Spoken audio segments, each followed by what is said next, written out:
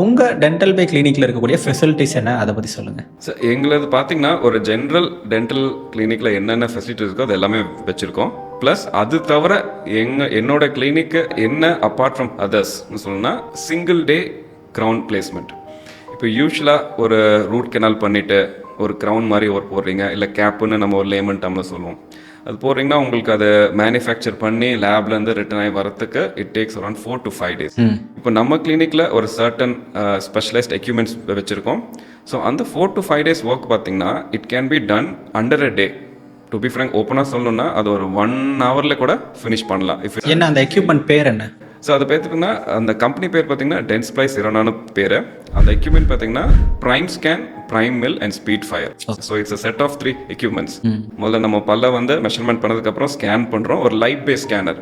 so நம்ம ஃபிசிக்கலாக மேனுவலாக மாவு மாதிரி மிக்ஸ் பண்ணி இம்ப்ரெஷன் பண்ணுறதுக்குலாம் லைட் பேஸ் ஸ்கேனில்